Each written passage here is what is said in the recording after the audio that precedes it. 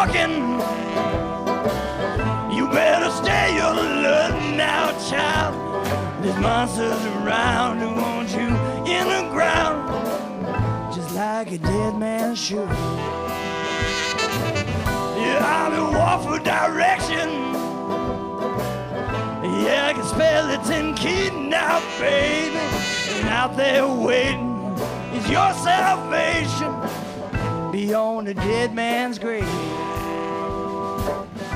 Welcome to Hangman Radio, where we recreate the magic of radio noir by lightly embellishing the foibles of our weak-kneed greedy politicians, along with brothel workers, alas, caught with their knickers down and in bed together. All this live from the shores of Lake Michigan at the historic Shaker Cigar Bar in downtown Milwaukee, a mere 90 miles from Chicago. Tonight's original production is based upon actual people and events in Milwaukee's past. The Politician's Son is part of the forthcoming novel, The Brothel Diaries by Amanda Morton. And now, a glance back at a murder mystery of Milwaukee's own version of the Kennedys, set in the haunted brothel high above Shakers, loosely based upon this very host and announcer, finding the bodily remains of one hospitality worker hidden in the floor and wall boards in 2001. Imagine, if you will, a spiritual awakening as old as time itself, the loneliness and isolation of man's soul. Man meets woman. Man realizes he knew woman as a little girl playing in her bloomers. Fully grown woman invites man to sample her adult feminine wiles and wares via the oldest transactions in history, however, at a price too great, as it involves this man's soul. Enjoy.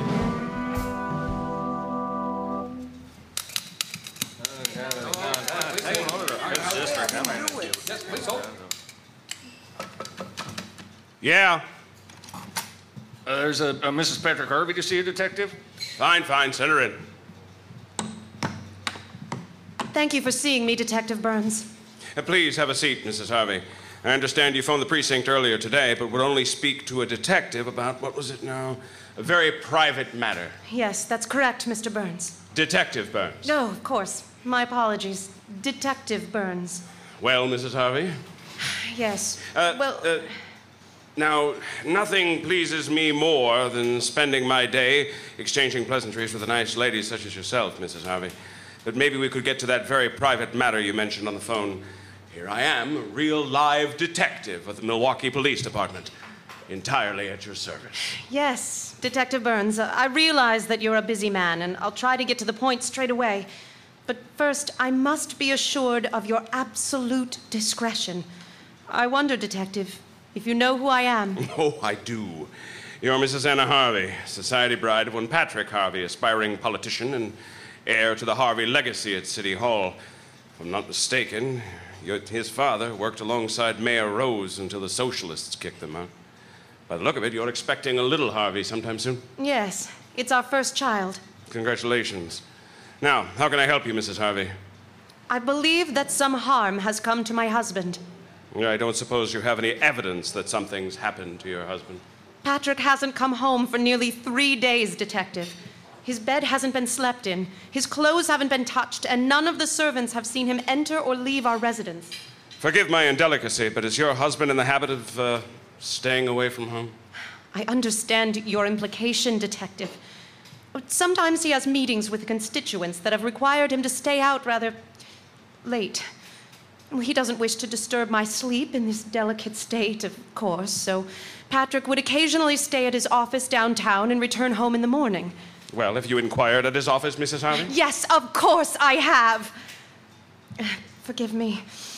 His secretary hasn't seen him for days, and he hasn't left word with anyone at City Hall as to his whereabouts. He simply wouldn't do that, Detective. Not in the middle of a campaign, not with his wife in this condition. Don't you understand? All right. Do you have any idea where your husband might have gone? Any idea why he might not want to come home? Several evenings ago, March the 5th, we had a terrible row, Detective. It was something silly. It's just that I can't help crying. I cry nearly every day now. Every time that I see Patrick, something seems to set me off. It's uncontrollable. I know that it irritates him so, but what am I to do? That night, he became so enraged by my tears, he struck me, Detective. I know that he didn't mean to do it. I could tell by the shock in his eyes that he was thoroughly ashamed at his behavior. And of course, I would have forgiven him. If only he would have stayed, but he hurried down the stairs and out the front door before I could say another word. And he hasn't been home since? No. Have you spoken with family or friends? Maybe he just needed some time to cool up. Patrick doesn't have friends, Detective. He has constituents. We simply can't risk a scandal, can we? If any of this were to get into the papers, I understand. How about his family? The only family that he sees is his brother.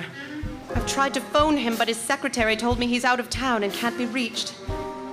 I don't know where else to turn, Detective. I must find Patrick. I know that something's wrong. I just know it. Please calm down, Mrs. Harvey. A lady in your state shouldn't get worked up like that. I'll look into it. But I'm sure that your husband just decided to take a little holiday. He'll be walking through that door as good as new just before you know it. I hope you're right, Detective. I just can't help feeling that I've lost him. I know that it sounds quite mad, but last night in my sleep I could swear that I heard No, how silly. Never mind. Thank you for your help, Detective Burns. I'll be waiting for your call. Goodbye, Mrs. Harvey.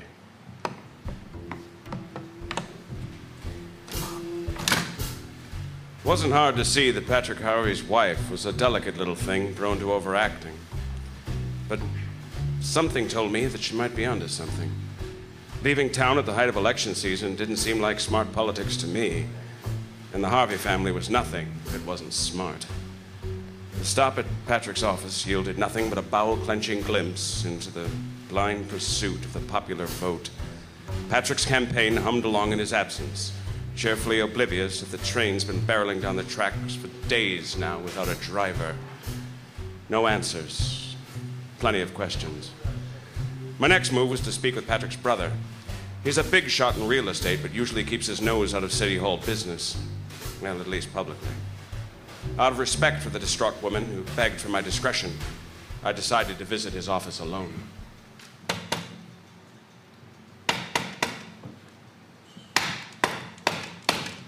Just a minute. I'm sorry, the office is closed today. You'll have to make an appointment with my secretary for another time. Mr. Harvey? Yes?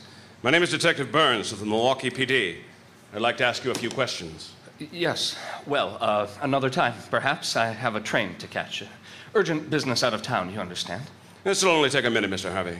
You don't mind if I come in, do you? No, of course not. Right this way. Here, won't you please sit down? Thank you. I'm sorry. Now, what is this all about? When was the last time you saw your brother Patrick, Mr. Harvey? Patrick? What could you possibly want with Patrick, Detective? I'm investigating a missing persons report. You see, Mrs. Harvey seems to be under the impression that Patrick hasn't been home in a few days. She seems a little upset about it. I'd also observe that she's also under the impression that you're out of town too, Mr. Harvey. Obviously, she's mistaken about that. So I'm going to ask you again. When was the last time you saw your brother? A few days. A few days ago. You have any reason to believe that your brother may have left town without discussing it with his wife? Of course not. Is there some reason that you yourself don't wish to speak with Anna Harvey? No. But you haven't been taking her calls for the last 3 days. Well, that's absurd. I've been very preoccupied with business lately. Your secretary told her that you're out of town right now and completely unreachable. Obviously, I can see that you're not. Yes, well, I can explain that. It's just a misunderstanding. You see, my secretary is in the practice of using that small deception with parties that might be overly persistent in soliciting my time. I'm a very busy man. Your secretary didn't recognize your sister-in-law. Didn't give you her messages concerning the disappearance of your brother. That seems a bit odd, doesn't it, Mr. Harvey? Yes, well, my secretary has been discharged just this morning and increasingly unreliable. That must be quite an inconvenience for you. Well, it is. As you can see, I've had to close the office for the day. Because of your inept secretary? Or because of your urgent business out of town? You'll have to excuse me. I'm having a hard time keeping track, Mr. Harvey. Yes, both, obviously. Detective, I'm sorry, but I do have a train to catch. Will you excuse me, please? I'll just show you to the door. Where is your brother, Mr. Harvey? I'm sure I don't know anything about it. You don't find it the least bit concerning, Mr. Harvey. Your brother leaves his pregnant wife home alone for several days. No word at the office about where he's gone and when he'll be back. Not even you know where he is. My brother is a very private man. I'm told that he visits your office quite regularly to consult on matters of public importance. You expect me to believe that you aren't consulted on private matters too, Mr. Harvey? I don't know anything about it. You're lying, Mr. Harvey! What is it you want from me, detective? I want to know where your brother is. I wish I knew. Don't you understand? If I knew where in God's name to start looking for him, I'd be there myself, not standing here talking to you, detective. You have something you want to tell me, Mr. Harvey? Patrick and I have always been close, detective. We've been confidants and friends above the call of brotherhood. I thought we knew each other completely. Every sin, every indulgence, every vice. Something changed your mind. A few days ago, I received a letter from Patrick. Can I see this letter? No, I burned it. Did the letter contain your brother's whereabouts? No, it was a confession. A confession? Confession of what? Murder. Murder? Yes, it sickens me to say the word out loud. Sit down, Mr. Harvey. Why don't you start from the beginning?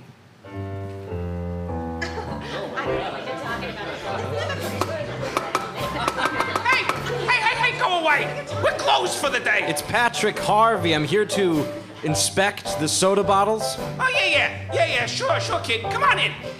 I'm looking for my old man. He's otherwise engaged at the moment, kid. Got a hot little brunette, from the second floor. Has he been up there long? Hour and a half at least. Must be a real piece, too. He paid the big bucks to have him moved up to the private rooms on the third floor. Hey, why don't you have Nino make you a drink while you're waiting? An hour and a half? What's he doing up there for an hour and a half? Practicing his campaign speech? Campaign speech. Ugh. I'll wait for him at the bar. Hey, what can I pour you? Whiskey.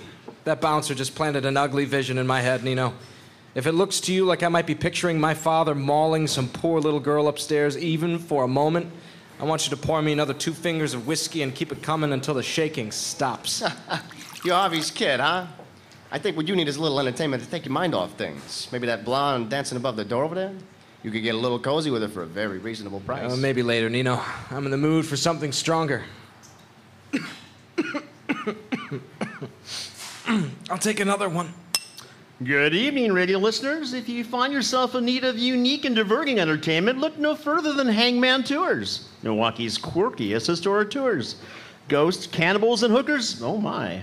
Hangman Tours offers a series of historically accurate guided walking tours to suit anyone's proclivities. For more information or to book your tour, visit hangmantours.com. Hangman Tours helps you get a little cozy with a seductive city of Milwaukee for a very reasonable price. That guy seem oddly persuasive to you, Nino? I guess they're letting anybody in the joint these days. My glass is dry, Nino. Make it a double. Easy with the whiskey, Patrick. By the time your father gets down here, you're going to forget what you came to see him about. Well, that would be his fault for insisting on conducting official business in a speakeasy rather than from behind a desk. He comes from a different time, kid. Rose was in the mayor's office when your old man started out. From what I hear, City Hall wasn't too far off from a place like this in those days. Here's to old habits. Give me another one, Nino. Keep them coming. Hey, you better pick your head up off the bar. Here comes the old man. Patrick, my boy, what brings you to my office? I have something to discuss with you, Father. It's important. All right, I'll join you. Nino, whiskey. What's that smell? Is it you that smells like that? You smell like flowers or cinnamon or something.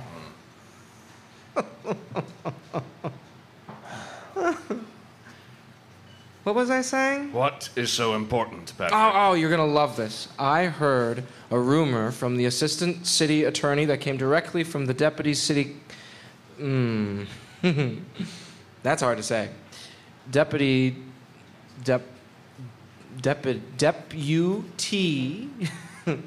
Deputy City Comptroller. You try saying that. You see, when you put the word city... You're drunk. I am not drunk. Seriously, what does that smell? It's like you rolled around in an apple pie with gardenias. Is that gardenia? Patrick, I've had enough of your childish blather. But whatever trivial tidbit of information you've dredged up from the bottom of the pond can stay there in the muck, as far as I'm concerned. But I Son, have some... if you don't get your priorities straight, your political career is going to fail. And I will not tolerate failure in this family. My priorities? Get my priorities straight? I'm not the one who just spent an hour... And what time is it now? An hour and 45 minutes on top of some whore. Oh, wow. An hour 45. That's impressive. Wow, that's good. I'm impressed. That woman must have gardenias coming out of her... You want me to just put those drinks on your father's tab, kid? Oh, yeah. Thank you, Nino. Here's a little something for you. I think I'm gonna go see what all the fuss is about up on the 3rd floor. Pardon me, my good man. You got some business upstairs, kid? I do. Tell the young lady on the 3rd floor that Mr. Harvey is here to see her. All right, you wait here. Another bride, another groom, another sunny honeymoon, another season, another reason for making whoopee. Oh, hey, cut it out. Oh, what are you doing over there? Hey, all you monks! You get in line behind the building. The next time I see any kind of a mob like this, the Bible inspection is over for the night. You get me? All right, Pally, she'll see you now. Oh, gee. You snuck up on me. I didn't see you come back down. All right. I'll just go right on up the stairs then.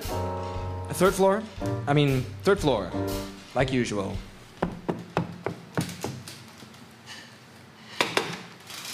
Come back for more, did you, love? I'm sorry, I thought you were... Oh, it couldn't be. Patrick Harvey. Molly Brennan. Little Molly Brennan. I haven't seen you for years. Not since your father's big party the night before Prohibition. If I remember correctly, you stole my shoes and hid them in the kitchen sink. Yes. I was 9 years old then, Patrick, and very naughty. You look so... grown up. Well, I'm 16 now, and grown up enough to take care of myself, thank you very much. Maybe I should put my robe back on. Your face is turning as red as your hair, Patrick Harvey. No. No. Leave it. I like looking at you, Molly. You were always a pretty little thing, but now... you're a woman. Absolutely beautiful. Patrick, Oh, Patrick. Oh, Molly. I have to have you, Molly. I need to make you mine. Patrick. Molly.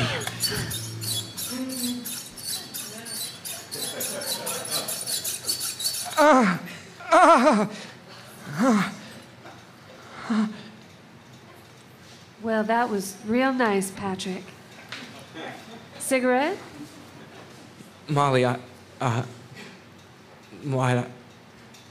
don't know what to do now.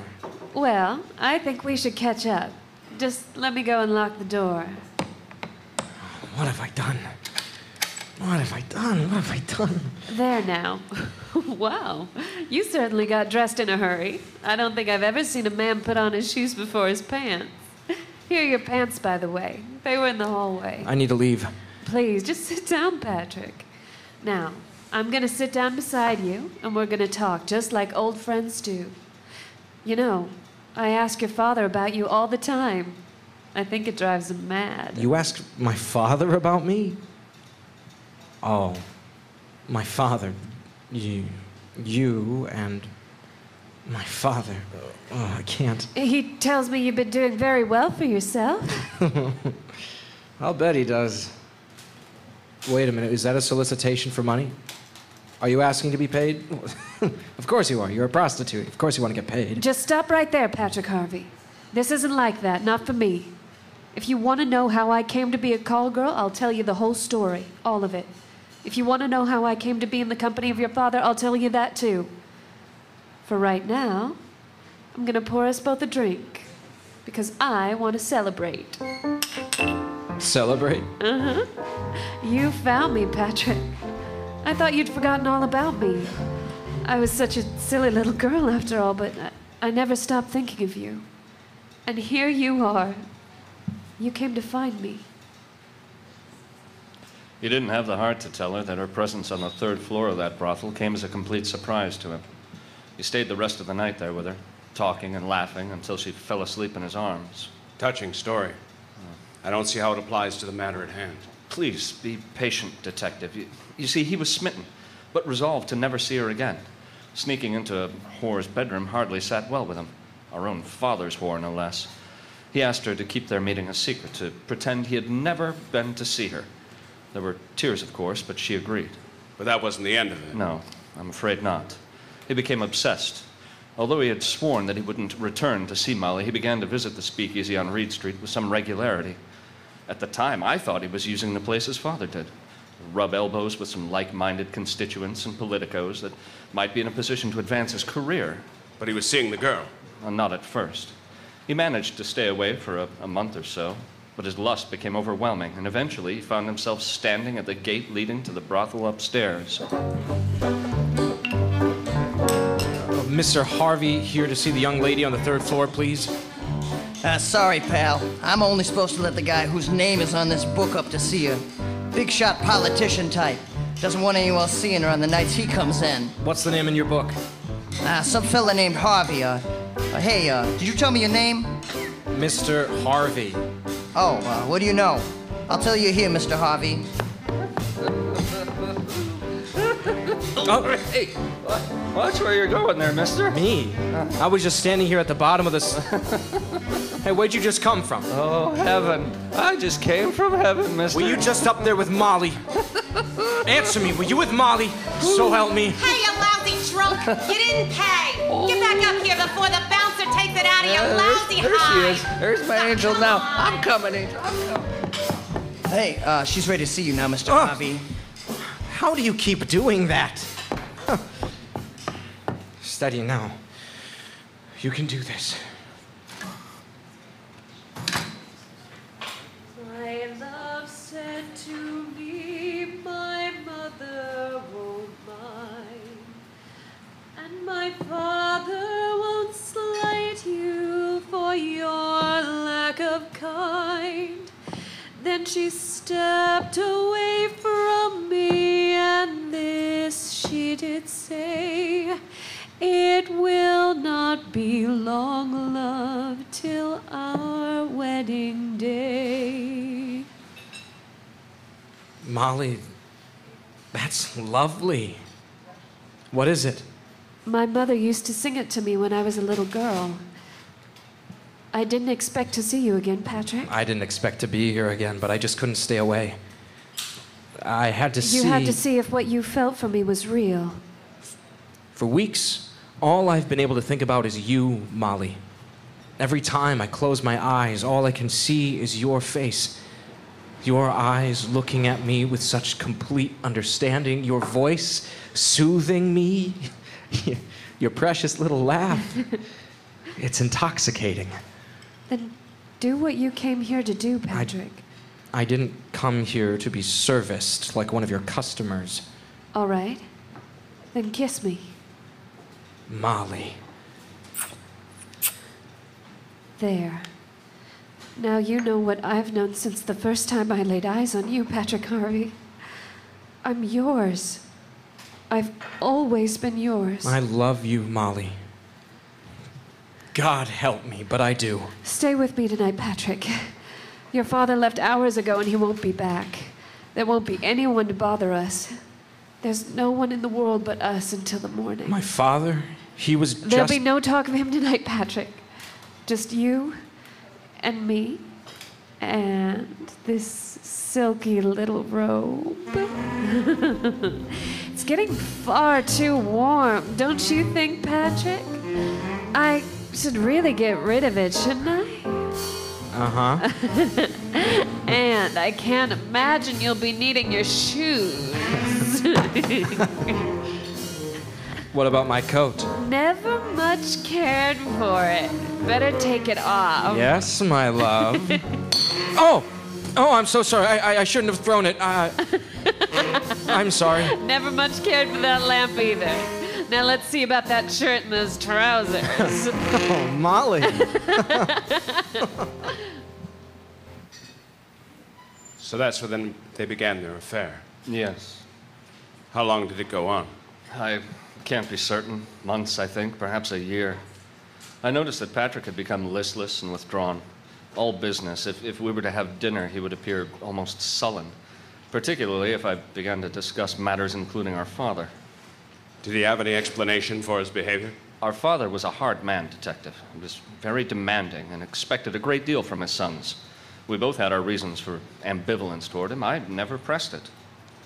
So your father continued to visit this prostitute, despite the affair she was having with his son? Of course. In fact, it was our father that provided the luxurious apartment in which Patrick spent so many hours cavorting with that woman. You never knew what the two of them were up to? Never.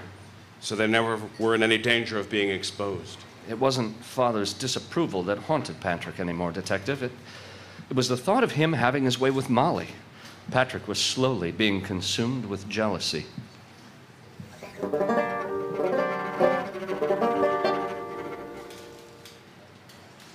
What's troubling you, my love? I can tell you're pouting. What do you mean you can tell I'm pouting? It's pitch dark in this bedroom, and for all you know, I was sleeping just now. But you weren't sleeping. And something's been bothering you all night. Usually you're so peaceful and content when you lie in my arms. Tonight your mind is restless. You seem 1,000 miles away. I wasn't 1,000 miles away, Molly. I was right here. That's the problem. I was imagining all the disgusting things that happen in this room when I'm not here. When you're with him... Patrick... I can't stand the thought of other men touching you, Molly. Especially my father. It's more than I can bear. Patrick, darling, it's my job. You know that I don't take pleasure in anyone but you. I love you. Yes. You've said it so many times, but something has to change. What do you want me to do? Marry me. What? Marry me, Molly. Oh, Patrick, you know that I can't marry you. It would destroy your career. Nobody would stand for an elected official with a prostitute for a wife. Nobody knows what you do for a living except your clients, and they couldn't risk exposing you without confessing to their own sins. We'll make up a story, give you a fresh start. Your father knows. He would tear you limb from limb in front of your own people if you introduced me to the public as your bride. He wouldn't dare. Patrick, don't be naive. Do you think that exposing me is the only way that your father could destroy us? We could kill him. In his sleep, it would be easy. If you truly love me, Patrick, then run away with me. Take me away to a new city, someplace far away where nobody knows either of us, then we could truly have a fresh start. I can't leave this city. I can't leave everything I have worked for.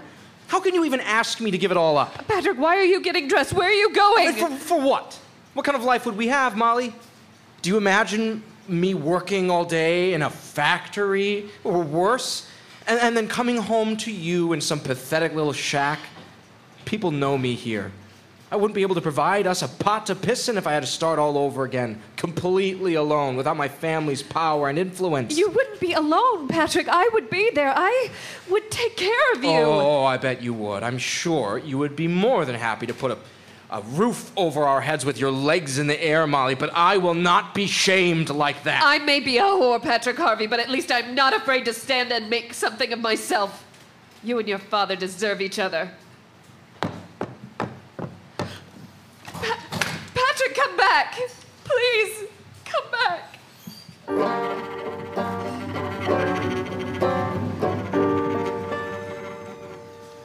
From that moment on, my brother lived as though he had never thought of Molly Brennan at all.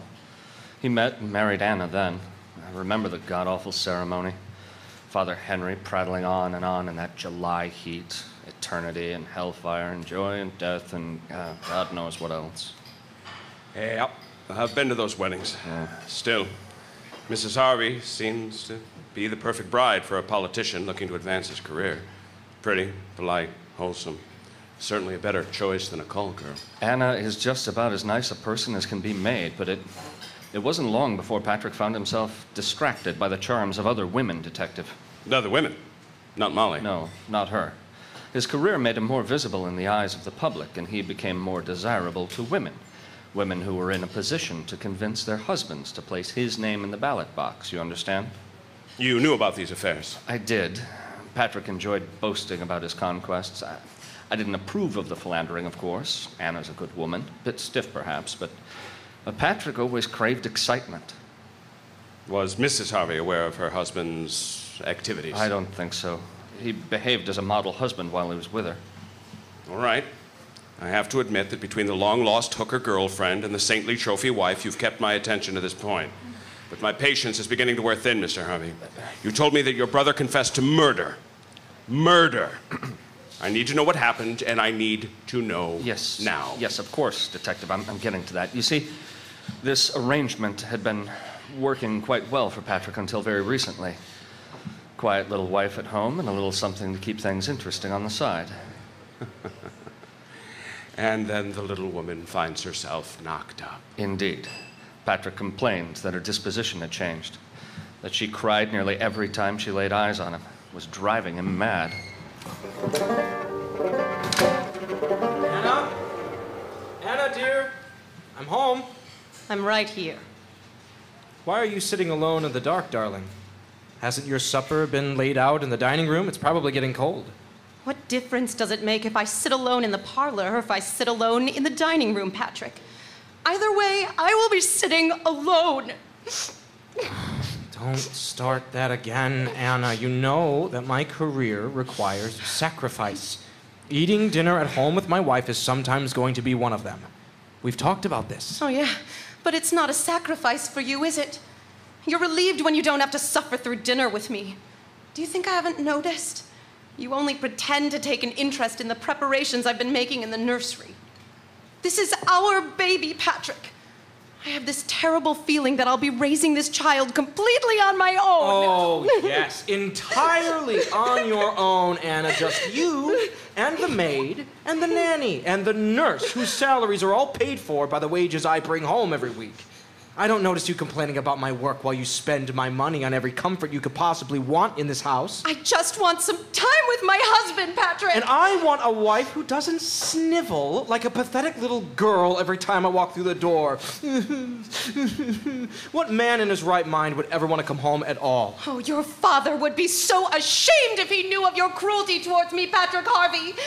He didn't raise you to be... Oh! Don't ever speak to me about my father again. You know nothing about him. Oh, Patrick!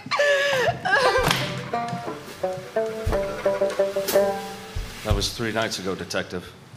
Only a few blocks away. I sat reading in my study. How I wish now that Patrick had found his way to my home instead of... He went to the speakeasy on Reed Street. He went to go see the call girl. Is it possible to experience a deep regret for actions which were not your own, Detective? It had been nearly 3 years since my brother set foot in that place, not since he married Anna. What possessed him to go there that night, I shall never know.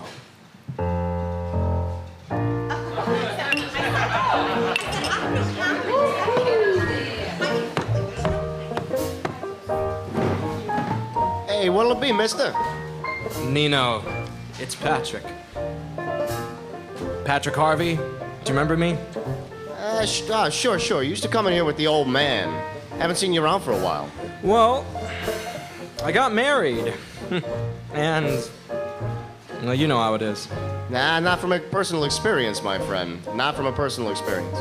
I've heard enough in my line of work to keep me from ever tying that knot. No offense to your lovely wife, though. I'm sure she's a peach. I don't love her. I don't think I've ever loved her. You want a whiskey or something, Mr. Harvey? I don't even hate her. I feel absolutely nothing for her. I don't even feel anything for the child inside her. It's my child, And I feel nothing but complete indifference. I'm just gonna go ahead and pour that whiskey. Maybe it'll take your mind off your troubles. Life getting you down, Binky? Never fear, radio listeners. Hangman Tours is there to take your mind off those troubles with quirky, historic tours every Wednesday through Saturday night. Stroll through the vibrant streets of Milwaukee as your knowledgeable guide spins thrilling tales of lust, corruption, scandal, and debauchery. Try walking in the foul footsteps of a serial killer, or if you dare, experience the original ghost tour, or Tour 2.0 at Milwaukee's most haunted location, Shaker's Cigar Bar. For more information on Hangman Tours or to book your tour, visit hangmantours.com. That's hangmantours.com. Huh. That guy wasn't kidding. I have completely forgotten what I was talking about before. Yeah, it happens every time he comes in here. Let me pour you another whiskey, Mr. Harvey.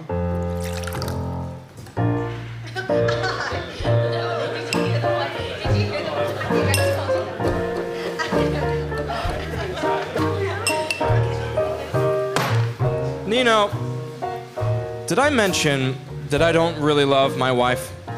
Yeah, pretty sure you did, Mr. Harvey. Nothing but complete indifference for her, I think you said. There is only one woman who ever meant anything to me, Nino. I didn't want to believe it.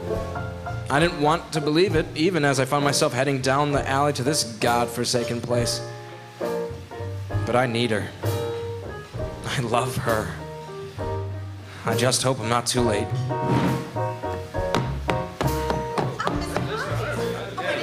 Hello. Thank you. Nice seeing you. Thank you. Thank you. Excuse me. Excuse me. Hey, not so fast, buddy. Oh, it was you, Mr. Harvey. I didn't recognize you. Here for one of our girls tonight? Would you please tell Molly Brennan that Mr. Harvey is here to see her? You see, I can't do that on account of... No. She's not here, is she? It's been 3 years. I was a fool to think she would still be here. Well, no, she's here all right, Mr. Harvey. It's just that, well, she's with a customer. A customer? Oh, she's with a customer. Is that all? Are you all right, Mr. Harvey? All right. I'm wonderful. I thought she was gone, that I might never see her again, but she's right here. I'm better now than I have been in quite some time. I could fly up those stairs. I wouldn't do that if I were you, sir. She's booked up for the night. You'll just have to come back tomorrow. No, I can't do that. It has to be tonight, right now. Here, let's see what I have in my wallet. 20, 40... You know what? Just take all of it. You can trust me to take care of it peacefully. I must see her. Go up then, but don't say I didn't warn you.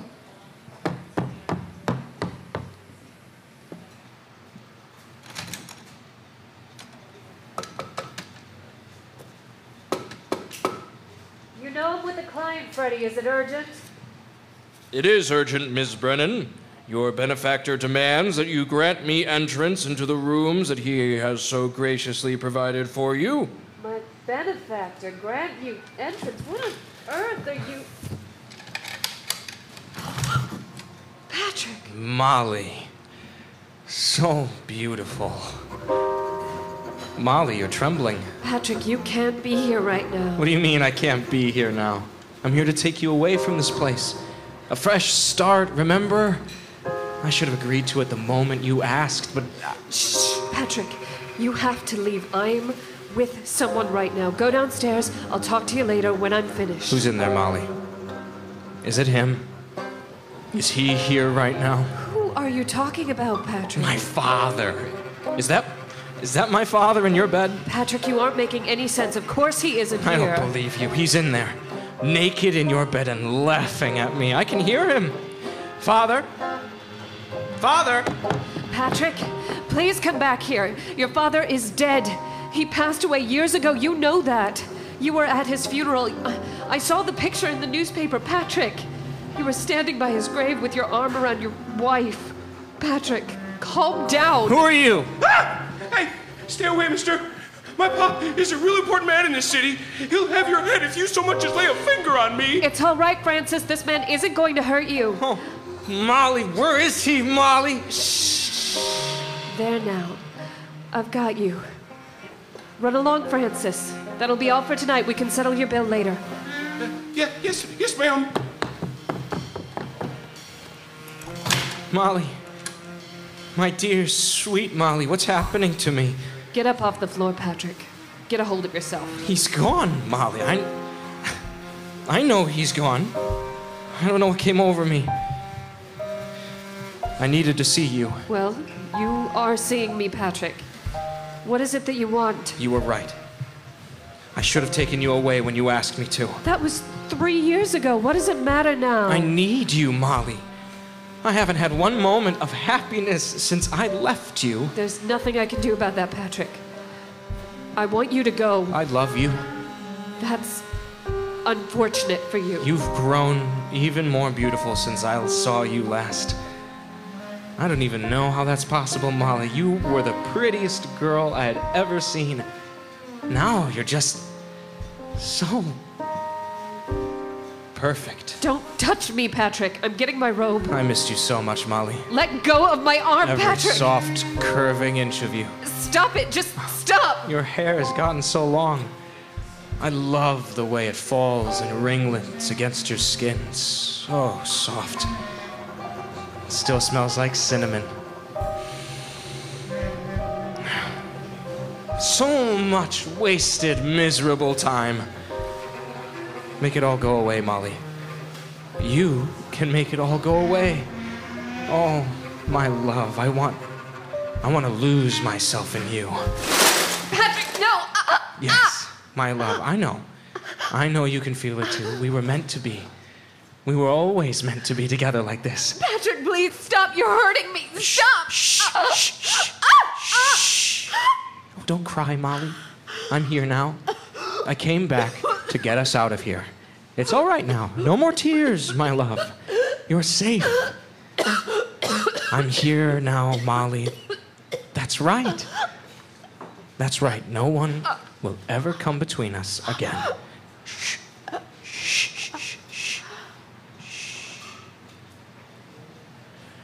Oh, Molly.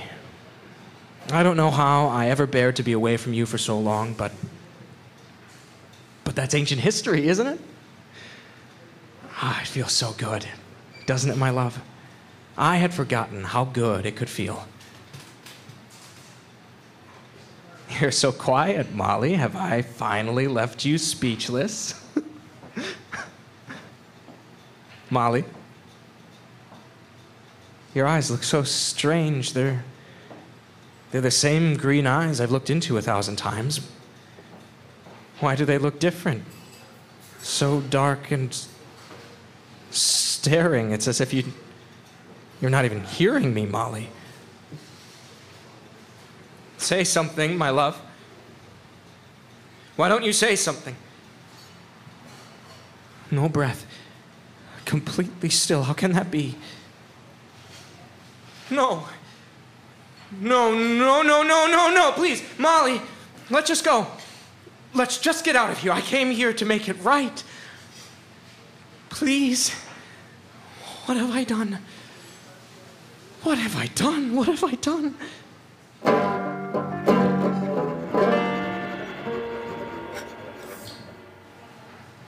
In my heart, Detective, I don't believe that he ever meant to kill that woman.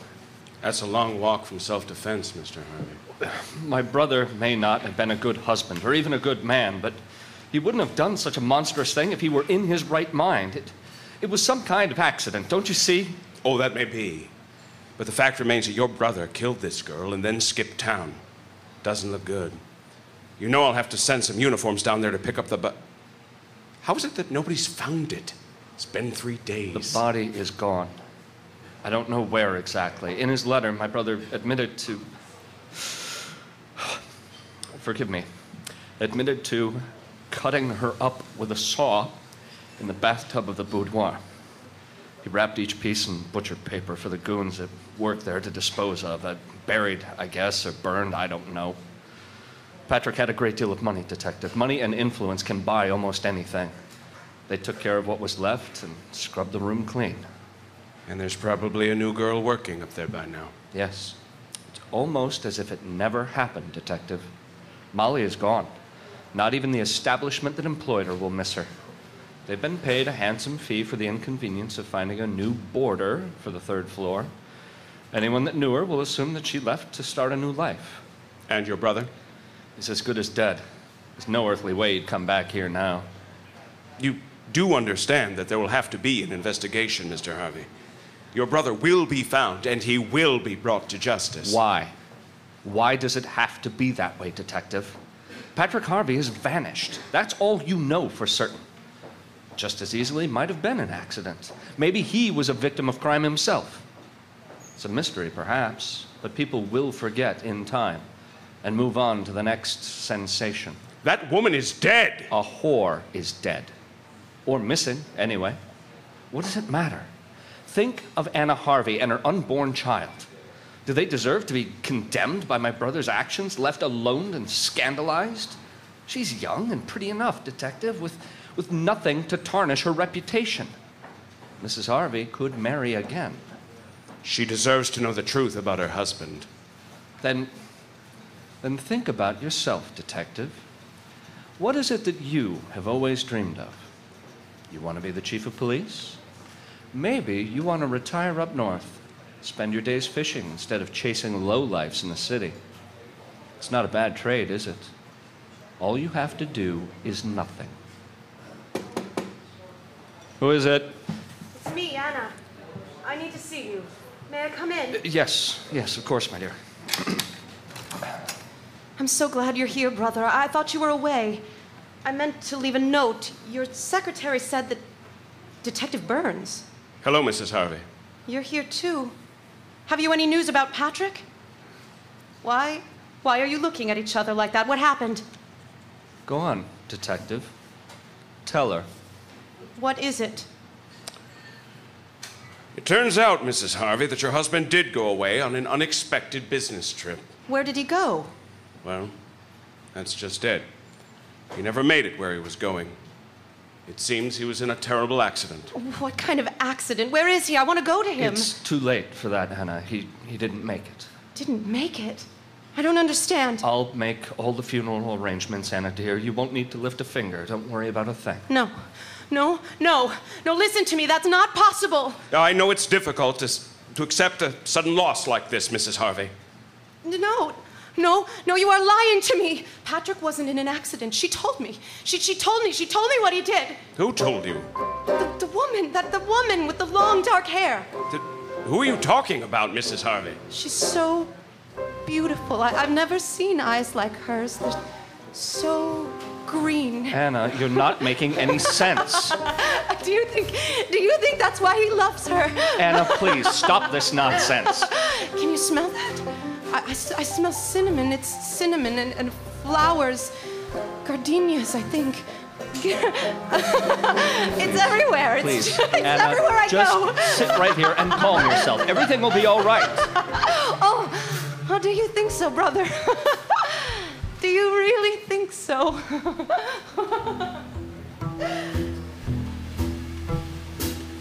Everything would not be all right. That poor woman was coming unhinged right in front of us. Could have been the shock of losing her husband or the prospect of raising her child alone, but her mind had manufactured some sort of cruel specter. I wouldn't let myself believe that the woman she spoke of was the same one her husband had hacked to pieces. No, I don't believe in ghosts. Something was left behind, though. A mess far more foul than the blood and bits of bone that washed down the bathtub drain when the vile deed was done. We would all be haunted by it. Patrick's brother wasn't a bad man, I suppose. Lord knows I've seen enough bad men to tell the difference. Trying to buy my silence to save the reputation of his brother's wife, that wasn't an act of corruption. That was mercy. And I told myself it was for Anna Harvey's sake when I went ahead and sold it. I've never been a dirty cop. Maybe, just maybe, I found myself picturing that nice little cabin up north, as far away from this filthy city as I could get. I dreamed it last night that my true love came in. So softly she entered, her feet made no din. She came close beside me, and this she did say, it will not be long, love, till our wedding day. It will not be long, love, till our wedding day.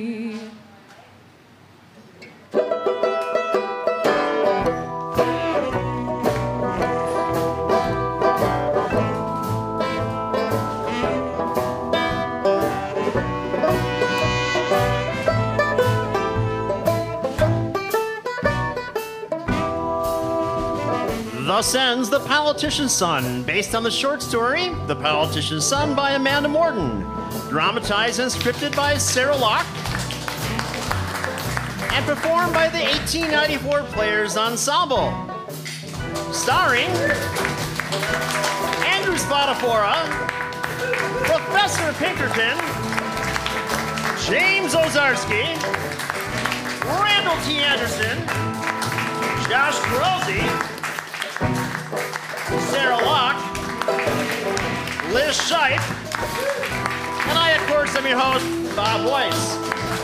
We look forward to seeing you in September as we begin Season 2 of Hangman Radio. In the meantime, you can check us out, www.hangmanradio.com. Thank you all for coming. Have an enjoyable time.